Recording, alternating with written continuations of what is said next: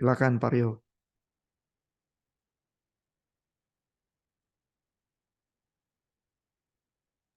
Oke, jadi minggu ini saya akan bahas tentang TCP/IP.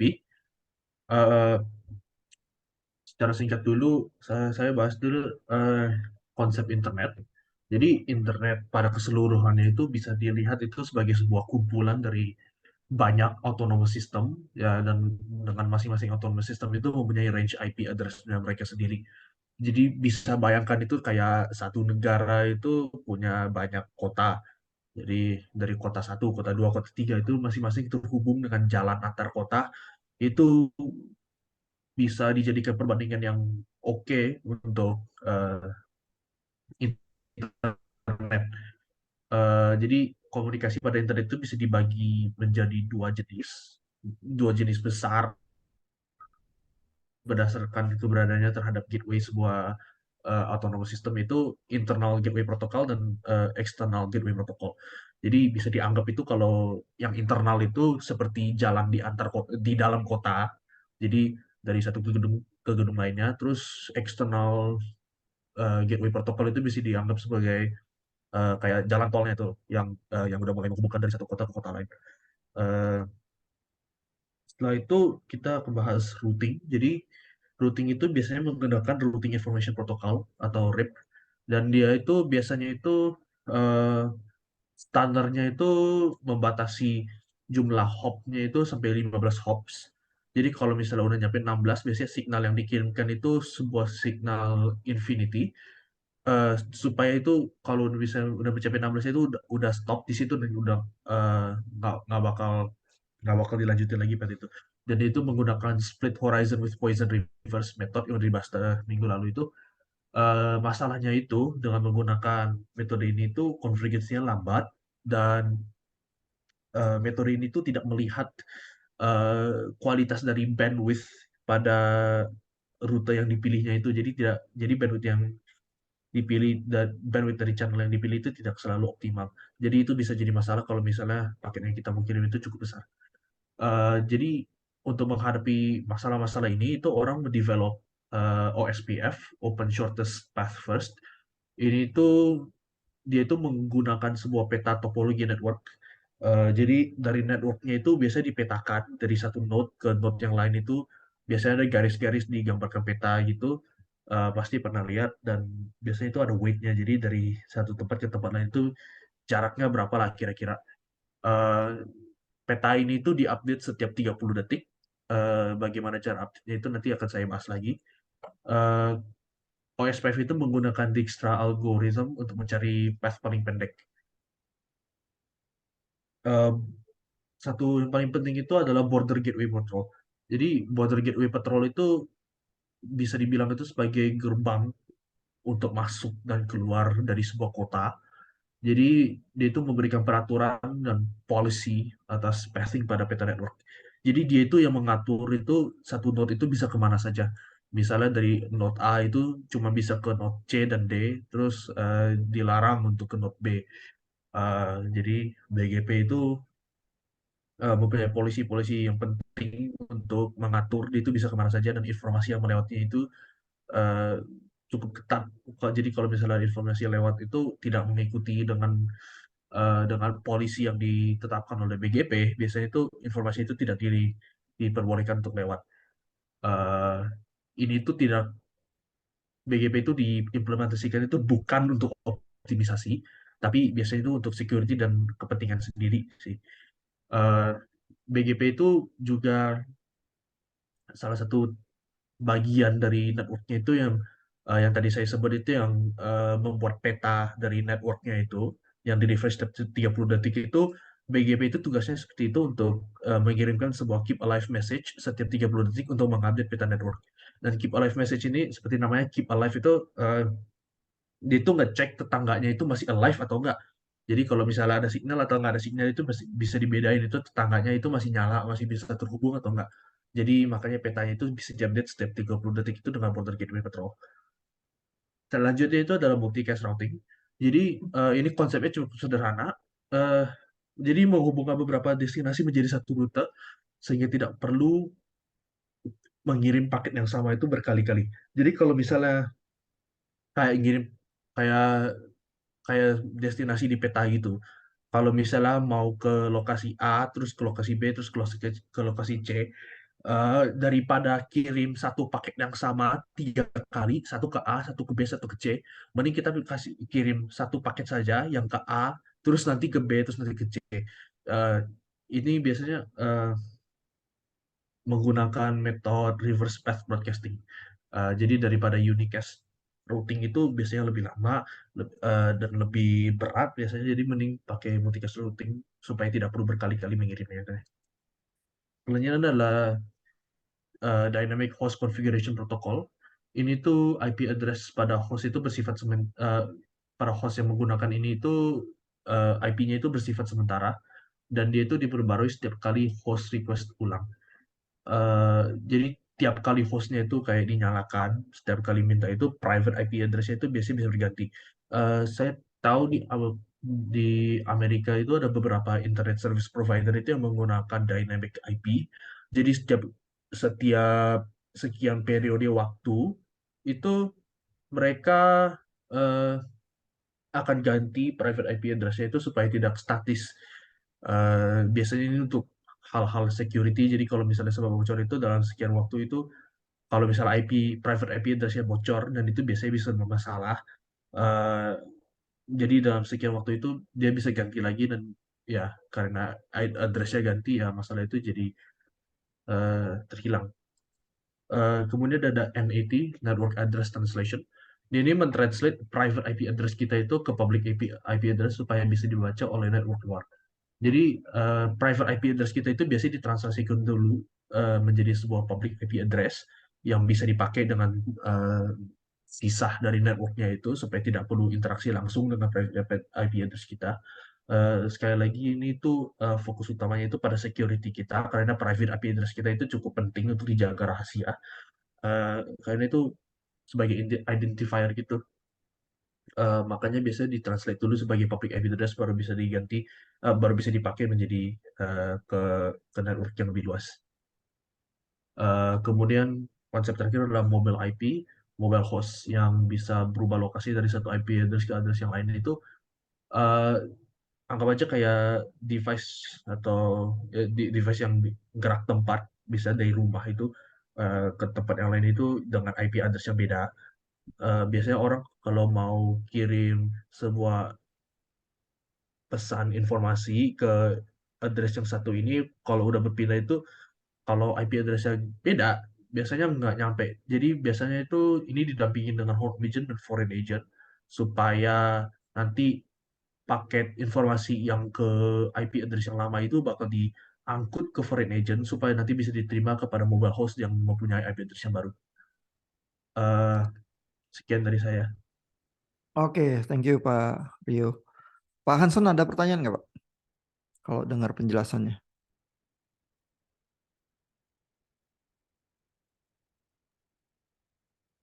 Eh, nggak bisa komen.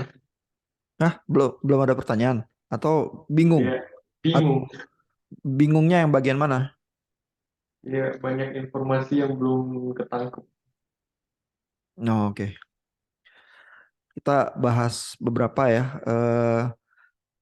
Jadi yang pertama kali saya pengen ngelurusin beberapa yang nggak terlalu akurat ya. Yang pertama itu soal ini nih, soal DHCP ya. Jadi Dynamic Host Configuration Protocol itu eh, bukan buat security sih. Eh, Terutama karena begini, IP address itu tuh fix sebenarnya konsepnya bahwa semua komputer itu pada saat dinyalain, kalau dia tampil dengan IP publik yang kelihatan dari internet, kelihatan dari seluruh dunia, dia mesti fix dan dia harus terdaftar. Eh, Kalau dia di jaringan kampus UPH gitu misalnya, dia harus ada di autonomous system yang terdaftar atas nama UPH. IP address itu baru bisa dipakai. Nah, tapi kalau kayak gitu ya, basically repot ya karena semua komputer yang ada di belakang jaringan UPH itu ya, begitu di deploy dari IT gitu ya, oh harus dipasang IP address-nya fix, diedit langsung dan seterusnya ya. Itu tuh buat deployment aja merepotkan. Ya, jadi Dynamic Host Configuration Protocol ini kerjanya adalah yang penting si komputer itu kalau memang mau terkoneksi kabel ya, dipaksa begitu dia turn on, dia ngomong sama servernya jalanin DHCP, terus minta IP address-nya dari DHCP itu, ya. Selama IP address itu yang dipakai networknya itu nggak terlihat dari luar, artinya cuman privat di kampus doang ya, pakai alamat yang 192.168 something something itu kalau berubah-berubah nggak apa-apa. Ya jadi kalau pakai DHCP ya, misalnya orang ke kampus terus nyalain komputer yang memang ada di kelas atau di kantor gitu ya. Hari ini dia nyalain, dia tanya server, bisa beda dapat IP-nya sama besok. Karena bisa jadi waktu dia nyalain, komputer lain udah nyala, udah minta IP duluan, terus kalau IP itu udah didudukin, si servernya ingat ngasih IP yang lain. Ya jadi ini sebenarnya tujuan utamanya bukan security sih, tujuan utamanya adalah demi saya nggak usah ngeset IP saya manual. Terutama kalau saya mindahin komputer atau apa, pokoknya dia kalau dicolok bisa connect ke server, dia dapetin IP langsung otomatis. Eh, Terutama kalau komputer itu ada kemungkinan berpindah-pindah ya. Misalnya komputer kelas, oh rusak di servis, dipindahin ke kelas lain.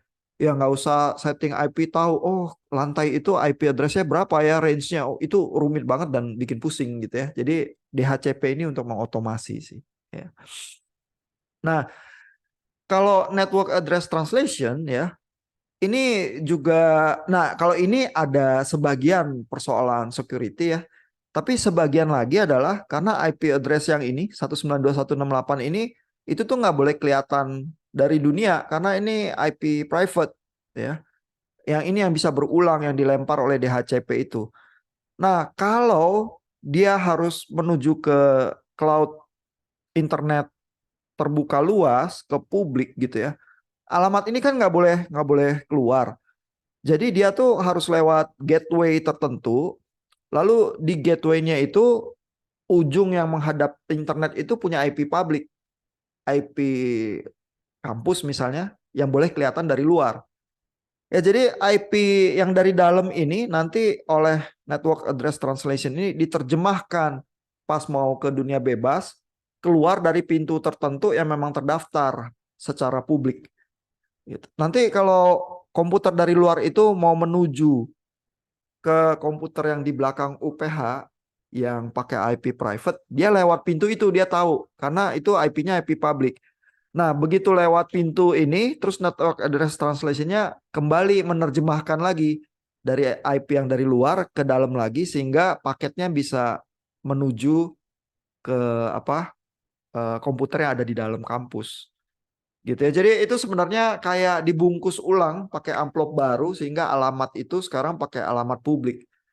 Kecuali udah masuk ke kampus, nah dibuka amplop gedenya, terus pakai amplop kecilnya di dalam. Oh ini gedung mana, lantai berapa gitu ya. Nanti ada kurir internal yang mengantarkan ya dengan alamat yang IP address private itu yang di dalam. Ya. Jadi ini network address translation sebagian karena security, jadi konfigurasi jaringan komputer yang di sebelah dalam itu nggak bisa kelihatan dari luar. Tapi sebagian juga karena efisiensi. Karena bisa jadi misalnya IP public di tempat kantor tertentu atau kampus tertentu itu nggak banyak. Cuman masuk ke dalam kampus komputernya banyak di dalam gitu ya. Nah, jadi dinomorinnya gimana komputer di dalam yang banyak itu padahal mungkin IP publiknya cuma beberapa gelintir. Jadi IP publik yang beberapa gelintir itu ditaruhnya di pintu-pintu aja yang ke arah internet. Di dalam semua pakai IP private ya yang bisa berulang. Jadi nggak apa-apa gitu ya. Eh, Cuman yang kemarin kita buat percobaan di kelas ya. Komputer di kelas kita juga ada yang IP public tuh kemarin ya karena kita lihat pakainya IP yang kalau di trace kelihatan itu IP punya UPH Bukan, 192.168. Kalau 192.168 di trace dari luar nggak kelihatan. Karena itu private di dalam doang. Jadi mungkin itu beberapa pelurusan kali ya. Ada pertanyaan nggak sejauh ini, Pak Rio atau Pak Hansen?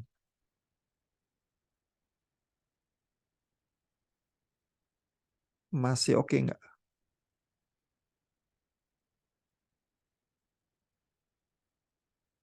Nah, Nanti pertanyaannya saya taruh di forum aja, Pak. oh boleh boleh.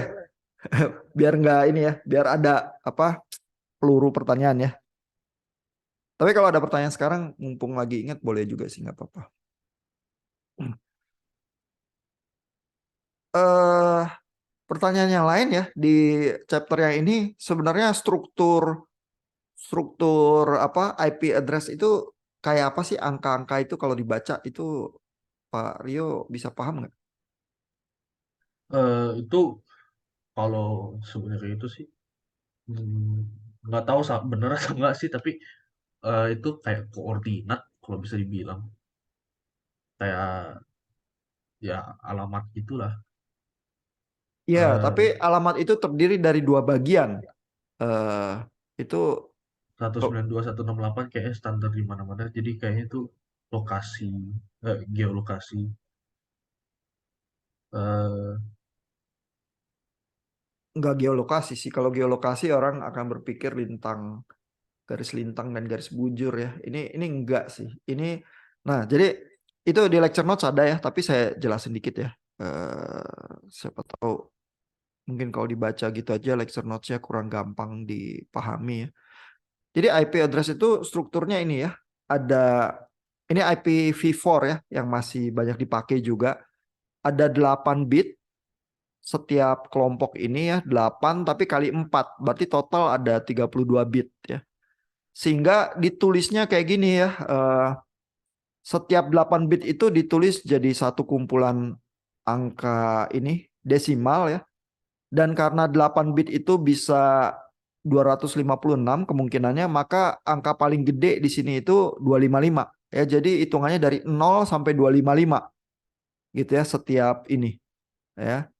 Dan ini angka biner ini kalau diterjemahin ke ini ya jadi ini kelompok yang kedua ini jadi 135. Ya ini kalau diterjemahin binernya jadi 68. Ini jadi 5 ya. Kalau pakai kalkulator digital lebih mudah sih. Tapi teman-teman yang biasa baca angka biner nggak begitu sulit juga berpikir ini ya. Karena ini kan pangkat 1, pangkat 2, pangkat 4, pangkat 8, ini maksudnya pangkat 3 jadi 8, terus pangkat 4 16, pangkat 5 32, 64, terus yang paling ujung nih satunya 128. Ya, jadi kalau 1 0 semua ini 128 gitu. Bacanya nggak gitu susah juga. Cuman kalau kerepotan ya pakai kalkulator digital ya. Nah, masalahnya adalah keseluruhan angka ini ya itu dibagi jadi dua bagian. Ada yang disebut dengan bagian ini ya, eh, network ID. Network ID itu ID dia jaringan yang mana. Ya ini kayak negaranya negara yang mana ya. Kalau host ID itu rumahnya yang nomor berapa. Ya, jadi host ID ini nomor nomor mesinnya, network ini nomor jaringannya. Ya, jadi yang 32 bit itu selalu dipecah dua bagian tuh. Nah, masalahnya adalah mecahnya di mana gitu ya. Misalnya kalau alamat itu 192.168, apa benar 192.168 itu networknya terus angka belakangnya itu host ID-nya? Belum tentu gitu ya. Jadi problemnya itu mecahnya ada di mana. Karena kalau kita pecah ya, eh, misalnya 32 bit ini kita pecah di 8 bit yang paling belakang gitu ya. Maka host ID yang di belakang ini 8 bit itu cuman bisa menampung sejumlah komputer tertentu yaitu 255 kalau secara angka ya, kalau secara angka. Tapi ada IP address yang nggak boleh dipakai. Misalnya yang belakangnya 0 semua itu nggak boleh dipakai. Yang belakangnya 1 semua juga nggak boleh dipakai. Jadi berkurang 2 karena yang nggak boleh dipakai itu dari reserve ya untuk broadcast sama untuk loopback gitu ya. Jadi basically dari 256 address kita cuma boleh pakai 254 ya. Jadi kalau 8 bit aja yang kita sisain untuk host ID, basically di jaringan itu kita cuma bisa pasang 254 komputer dengan IP yang berbeda. Nah, kalau kita punya 500 komputer gimana? Ya kan? Jadi caranya kita geser bitnya ke sebelah kiri. Jadi host ID-nya kita gedein, network address-nya terbatas yang di bagian depan aja sebelum kita belah ke belakang itu host ID. Gitu ya. Nah, terus ngebelah-belahnya itu jadi gimana? Caranya taunya begitu ya, bagiannya network sama host itu bagaimana gitu ya. Nah, ini pakai sesuatu yang disebut masking gitu ya. Jadi ada yang disebut dengan subnet mask. Ini membagi alamat itu menjadi bagian-bagian yang lebih kecil. Ya, misalnya subnet mask itu biasanya depannya satu semua ya. Jadi kalau eh, namanya juga masking ya. Masking itu jadi masknya nanti ditempelin ke IP address-nya. Terus bisa kelihatan kalau bagian yang satu ini angkanya berarti itu bagian network ID yang depan. Terus yang 0 ini bagian host ID di belakang. Ya jadi network mask itu semacam pola ya, kapan network ID itu sampai bit yang keberapa. Ya, jadi misalnya di apa subnet mask yang ini ya 255 255 255 128 yang disisain untuk host ID cuman 7 bit yang di belakang ini. Ya, dan 7 bit itu artinya adalah 128 kurang 2. Jadi jumlah komputer yang bisa dipasang dengan pola subnet mask ini itu cuman 126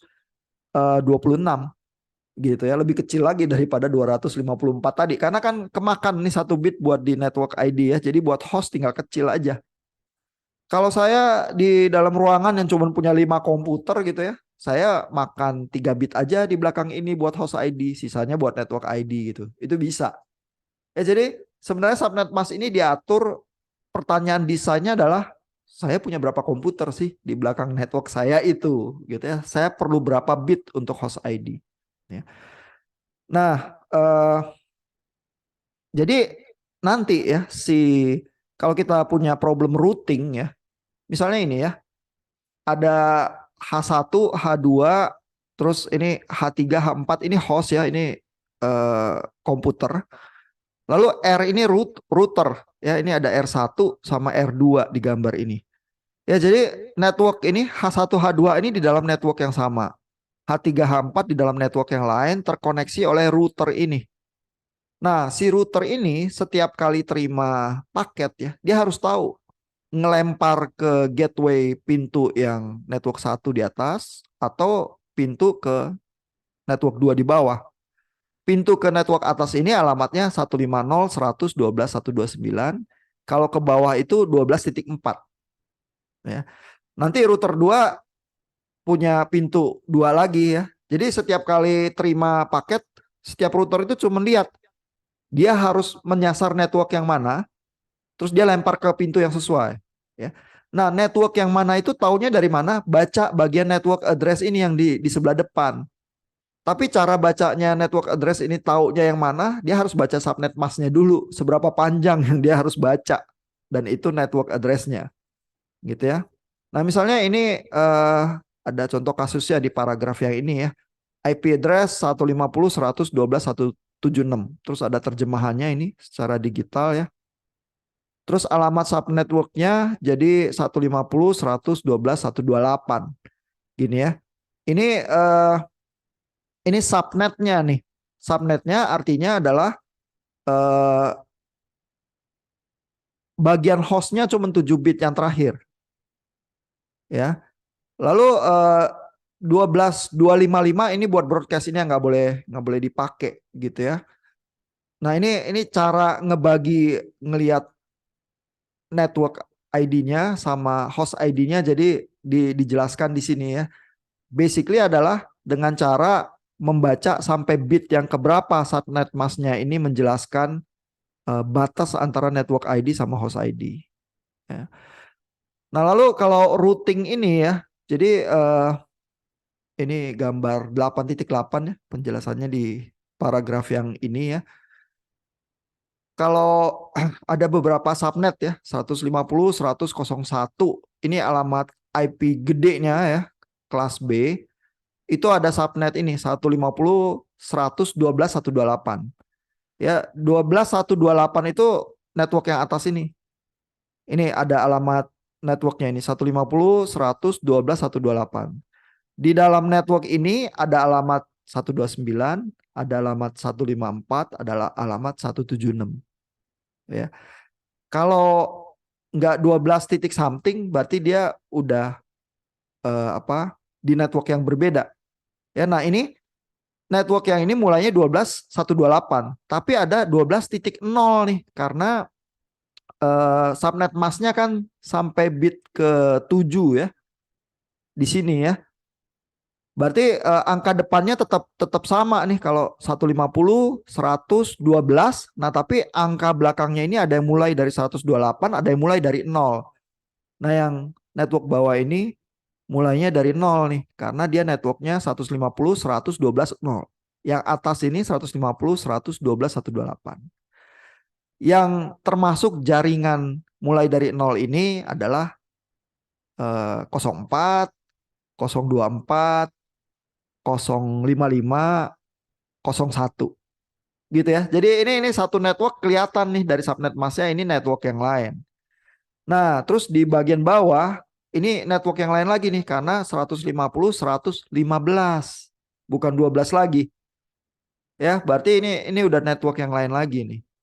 Sehingga kalau katakanlah H5 ini ya mau kirim sesuatu ke H1 ya. Nanti kalau dia kirim sesuatu ke networknya dia kan yang baca R2.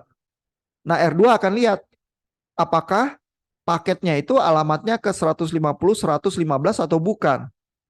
Kalau bukan, dia lempar ke atas nih. Dia akan lihat gateway-nya dia kalau mau ke dunia yang lain itu lewat mana. Oh, dia lihat lewat 150, 112, 1. Berarti dia lempar ke jaringan yang ini. Nah, habis itu tinggal giliran R1. R1 dapat paketnya, dia lihat lagi bagian network address-nya. Ini buat network saya, yang ini 12.0 atau bukan. Kalau bukan dia lempar lagi ke atas. Nah, begitu dilempar ke atas ini, dia tahu nih bahwa 150, 112, 129 ini adalah pintu ke network 12.128. Begitu sampai ke networknya, nanti H1-nya baca paketnya, terus dia lihat, oh ini jaringannya benar, network ID-nya benar, tapi ini host yang mana? Host 1 atau host 2? Jadi mulai baca bagian belakangnya itu, host ID. Ya. Jadi network ID itu mirip alamat sesuatu yang lebih gede ya. Jadi kalau network ID itu RW, host ID itu RT-nya. Ya, tapi lapisan alamat itu ya, kalau di dalam dunia IP address cuma ada 2 bagian. Network ID, basically kita lihat sebagai alamat jalan ya. Tapi di jalan itu banyak rumah. Nah, rumah yang nomor berapa itu host ID-nya. Gitu ya. Dan si router ini setiap kali baca network ID, bandingin network saya atau bukan. Kalau bukan, lempar ke pintu supaya mencapai network lain. Terus kalau udah sampai, ternyata ke jalannya udah bener, masing-masing host ini baca. Ini paket buat saya atau bukan, baca alamat rumahnya. Gitu. Ya. Nah, si router ini nih R1 sama R2 ini yang mengkomunikasikan tabel routing itu. Ya, tabel routing itu bisa dikomunikasikan berdasarkan kayak Bellman-Ford. Ya, itu yang vector distance atau kayak Dijkstra, misalnya model OSPF. Ya. Nah, RIP itu tadi yang RIP ya.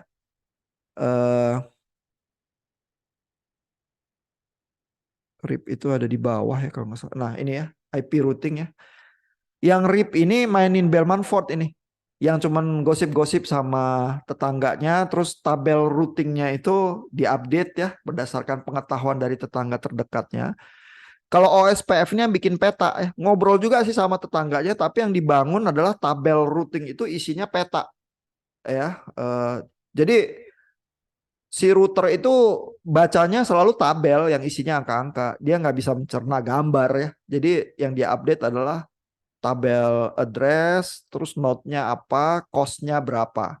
Jadi selalu metode routing itu logikanya adalah saya mau mencapai node tertentu lewat mana, harganya berapa yang harus dibayar. Nah, routing information protocol ini harganya itu spesifik sekali. Yang dia pakai sebagai harga adalah jumlah hops. Kalau kita ngomong Bellman-Ford aja ya, Bellman-Ford routing algorithm, dia nggak bicara cost-nya apa. Tapi udah spesifik ada teknologi tertentu, misalnya RIP ini metodenya Bellman-Ford, dia punya cost yang spesifik yaitu jumlah hops ya. Karena cost-nya nggak mesti jumlah hops sih, tapi RIP memilih yang lebih sederhana yaitu jumlah hops ya. Dan kan kita minggu lalu nyoba ya dari komputer di kelas ya, bahwa sampai ke komputer di Amerika aja, Facebook atau apa di cloud, itu hopsnya paling belasan ya, dan ada di 10 atau kurang juga ya. Jadi sebenarnya 15 hops itu cukup untuk operasi di seluruh dunia. Dan kalau lebih dari 15 hops dianggapnya unreachable. Ya, jadi kalau kita pakai protokolnya RIP, lompatnya sial ya, lebih dari 15 hops dianggapnya nggak bisa dicapai itu mesinnya. Karena dunianya dia cuma 15 hops. Tapi di dalam dunia small world 15 hops itu cukup sebenarnya untuk seluruh dunia. Tapi ya kita bisa bayangin lah kalau networknya terlalu besar ya, kapan-kapan RIP akan mencapai limitnya. Jadi orang lebih suka OSPF. Cuman kan OSPF pakai Dijkstra ya, lebih rumit update tabel routingnya karena nyimpen informasi link state ya seluruh peta. Jadi RIP ini yang termasuk yang sederhana. Nah lalu RIP ini karena penyakitnya dia Bellman-Ford ya, terus metriknya itu cost-nya itu sangat sederhana yaitu jumlah hops ya. Kalau kita sial ya, ada satu hops aja, misalnya lewat satelit. Satelit itu delay-nya gede ya karena kan harus lompat ke geostasioner, ke orbit ya, terus turun lagi ke bumi, itu 250 milisecond. Padahal kemarin kita nyoba-nyoba sampai komputer di Amerika paling belasan milisecond atau 20-an, 30-an milisecond gitu ya. Kalau sial mungkin lewat kabel bawah laut agak panjang delay-nya atau apa gitu ya. Tapi nggak sampai ratusan milisecond. Ratusan milisecond itu tipikal banget itu komunikasi satelit ya. Nah, jadi kalau kriteria utamanya dia jumlah hop ya, bisa aja yang jumlah hopnya ekstrim pendek tapi lompat lewat satelit delay-nya secara tidak menguntungkan sangat besar gitu ya. Jadi RIP itu nggak bisa mencerna hal itu tuh. Dia akan tetap ngotot pilih yang hopsnya pendek. Terus yang terjadi adalah usernya kesel ya, karena ini delaynya bufferingnya lama amat gitu ya. Tapi RIP-nya udah merasa dia pilih jalur yang paling bagus karena itu yang hopsnya paling pendek. Karena ada hops yang lompatnya lebih banyak tapi fiber optik semua misalnya, delaynya kecil gitu ya. Bayangin waktu kita coba ke Facebook itu kan 10 hop udah sampai di San Francisco ininya mesinnya. Ya, tapi delay-nya cuma berapa 17 milisecond gitu ya. Jadi jalur fiber optik itu cepet banget. Nah, kalau pakai RIP dia bisa salah sangka. Dia bisa pilih jalur yang pendek tapi delay-nya gede. Kalau OSPF dia lebih baik karena kriteria metriknya dia bukan cuman ngitung hop ya. Dia bisa punya cost yang lebih rumit ininya pemilihannya gitu ya. Nah, BGP itu bukan Border Gateway Patrol ya, tapi Border Gateway Protocol ya. Kalau di dunia internet, mekanisme-mekanisme yang berjalan itu disebutnya protokol sih. Kalau patrol itu polisi ya. Tapi memang yang diatur ya adalah kayak polisi ya, siapa yang boleh lewat, siapa yang enggak ya kalau BGP ini gitu ya. Nah, BGP ini bisa jalan buat internal juga, bisa dipasangin OSPF ya, tapi biasanya memang buat eksternal gateway protokol sih, karena sifatnya lebih bisa menghandle jaringan yang lebih luas terus untuk policies gitu ya. Ya, mungkin sampai situ dulu kali. Ada pertanyaan lagi nggak? Atau kebingungan? Pak Hansen sekarang lebih jelas nggak? Oke. Kalau ujian yang paling gampang adalah dikasih IP address-nya, dikasih subnet mask-nya, terus ditanya, ini networknya berapa, host ID-nya berapa. Ya, jadi kalau lihat di komputer, baca ipconfig juga jadi tahu ya, ini apa yang saya hadapi nih di jaringan saya kalau misalnya ada gangguan gitu. Itu basic banget kalau buat engineer elektro sih. Jadi baca Garcia lagi atau baca lecture notes-nya lagi kalau misalnya masih agak bingung ya, atau tanya di forum, nanti bisa saya jawab ya.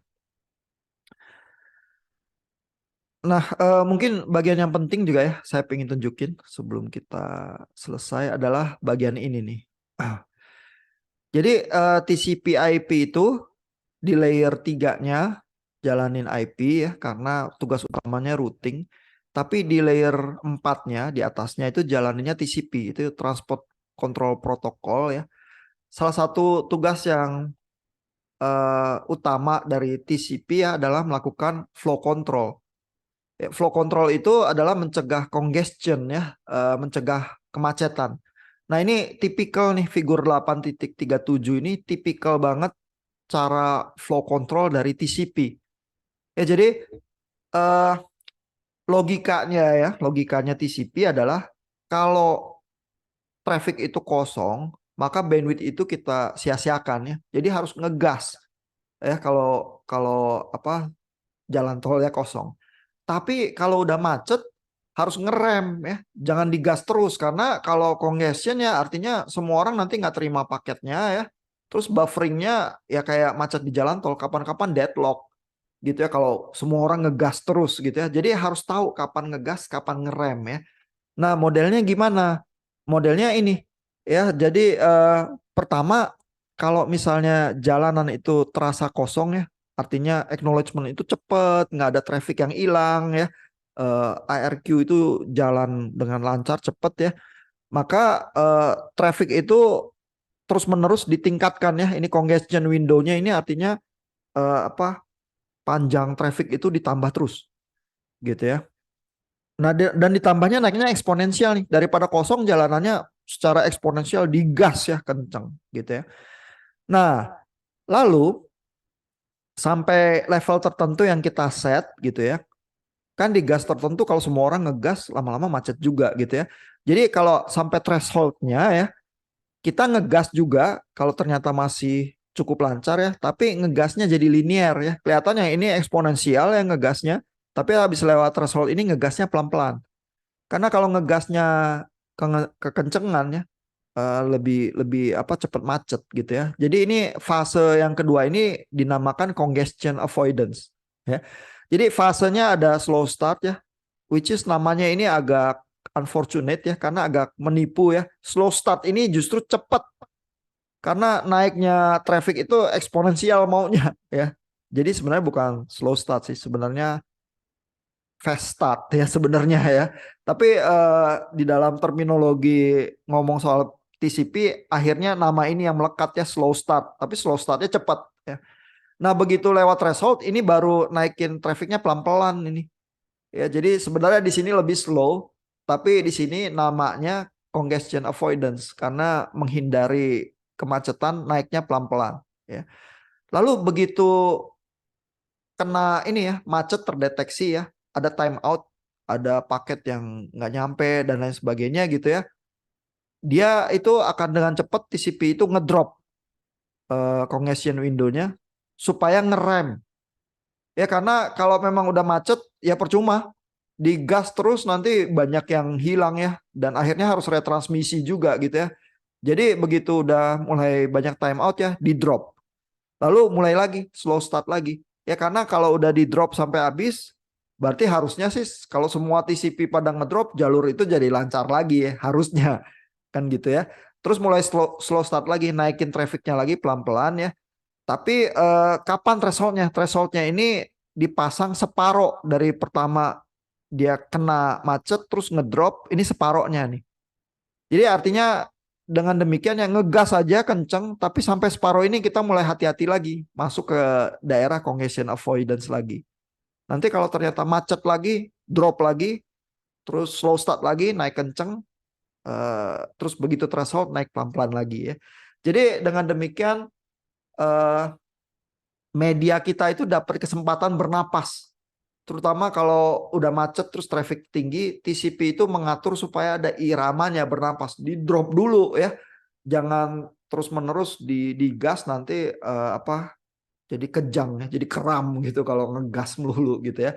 Ada mekanisme ini nih eh, yang secara dinamis mengatur traffic itu ya. Ini ciri khasnya TCP nih, sehingga fungsinya TCP jadi penting sih, karena IP nggak mikir ginian ya. IP pokoknya baca alamat, lihat network ID, lihat host ID, lempar ke pintu yang tepat.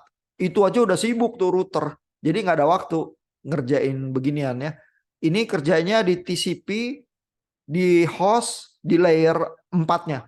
Setelah udah naik dari layer 3, baca-baca alamat dan lain sebagainya. Nah, layer 4-nya TCP melakukan gas atau rem ya, dan melakukannya end to end ya, dari ujung ke ujung. Bukan kayak di level layer 2 data link control itu uh, hop to hop ya, ke mesin di sebelahnya. Kalau TCP melakukannya dari ujung mesin yang satu ke ujung mesin yang lain di ujung networknya yang dituju itu. Gitu ya. Nah, ini mungkin penting ya, dan selalu jadi basic knowledge ya buat orang yang kerja dengan TCP/IP, bahwa ada mekanisme semacam ini. Ada pertanyaan nggak? Komentar, Bapak-bapak?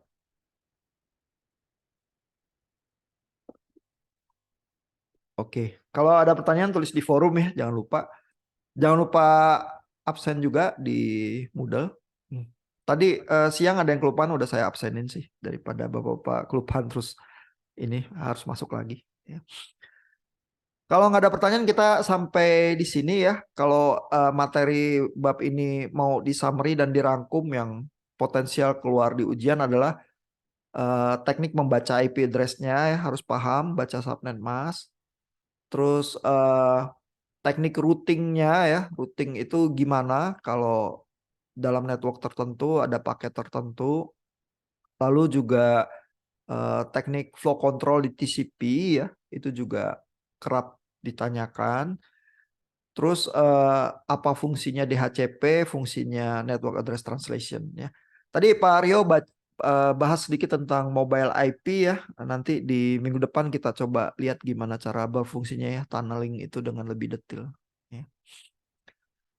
Oke, kita sampai di sini malam ini. Sampai ketemu, selamat istirahat.